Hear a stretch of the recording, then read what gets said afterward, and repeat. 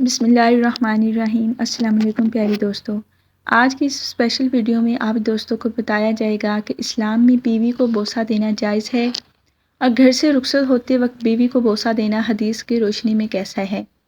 شریعت نے کیا کہا اگر کسی کام کے لیے گھر سے باہر جانا اور اگر گھر میں کوئی غیر موجود نہیں تو بیوی سے ملے تو ایک دوسرے سے مل کر بوسہ لے کر جائیں۔ حدیث نبوی میں ہے کہ حضرت عائشہ صدیقہ رضی اللہ تعالی عنہ بیان فرماتی ہیں کہ نبی دو جہان حضرت محمد مصطفیٰ صلی اللہ علیہ وآلہ وسلم نے جب نماز کے لیے جانا ہوتا تو نکلتے ہوئے میرا بوسہ لے لیا کرتے اور پھر نماز کے لیے تشریف لے جایا کرتے۔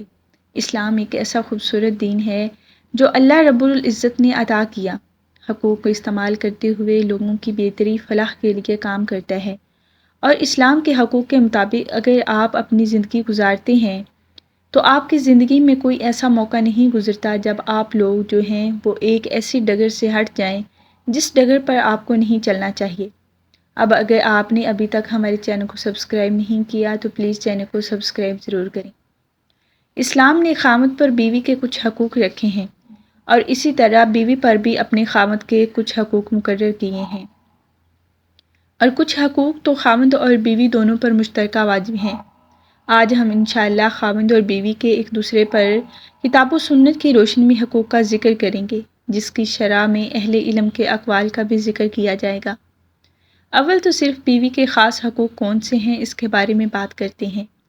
بیوی کے اپنے شوہر پر کچھ حقوق ہیں جن میں حق مہر، نفع اور رہائش شامل ہے، اور کچھ حقوق غیر مالی ہیں جن میں بیویوں کی تقسیم میں عدل کرنا، اچھے اور احسن انداز میں ودوپاش اور مباشرت کرنا، بیوی کو تکلیف نہ دینا۔ اب مالی حقوق میں مہر وہ مال ہے جو بیوی اپنے خامد پر حق ہے اور پھر دخول کی وجہ سے ثابت ہوتے ہیں، اور یہ بیوی کا خامد پر اللہ تعالیٰ کی طرف سے واجب کردہ حق ہے۔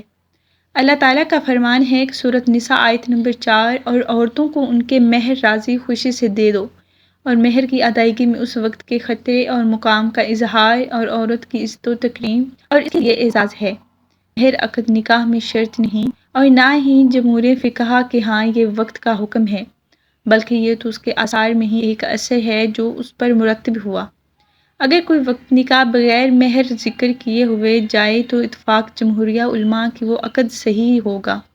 اس لیے اللہ تعالیٰ کا فرمان ہے، سورۃ بقرہ آیت نمبر 236 میں ہے، اگر تم عورتوں کو بغیر ہاتھ لگائے اور بغیر مہر مقرر کے طلاق دے دو تو تم پر کوئی گناہ نہیں۔ تو ہاتھ لگائے یعنی دخول سے قبل اور مہر مقرر کرنے سے قبل طلاق کی اباحت عقد نکاح میں مہر کے ذکر نہ کرنے پر دلالت کرتی ہے۔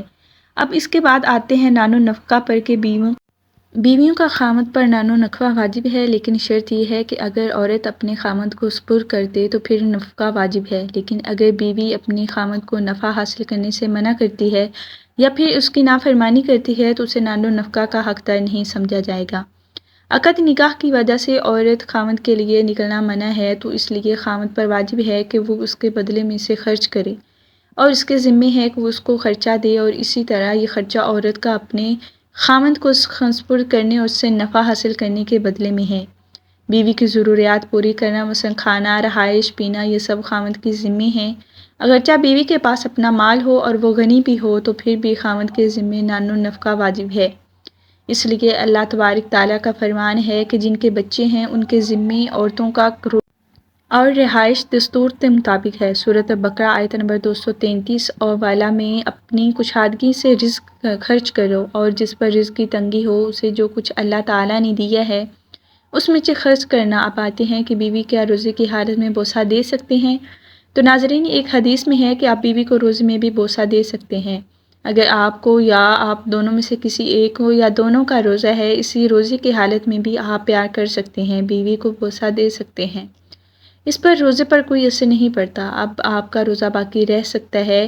اگر آپ نے وضو کر لیا، نماز کی تیاری کر رہے ہیں یا نماز کے لیے باہر جا رہے ہیں گھر سے، تو بھی آپ اپنی بیوی کو بوسہ دے سکتے ہیں، پیار کر سکتے ہیں، آپ کا وضو باقی رہتا ہے۔ ناظرین، اسلام اتنا پیارا ہے کہ وہ آپ کو شریعت میں رہ کر ہر چیز کی اجازت دیتا ہے، اس لیے آپ اپنے آپ کو غیر محرم محبتوں اور زنا جیسے ناپاک کام سے خود کو بچائیں۔ امید کرتی ہوں کہ آپ کو میری ویڈیو پسند آئی ہوگی۔ شکریہ، اللہ حافظ۔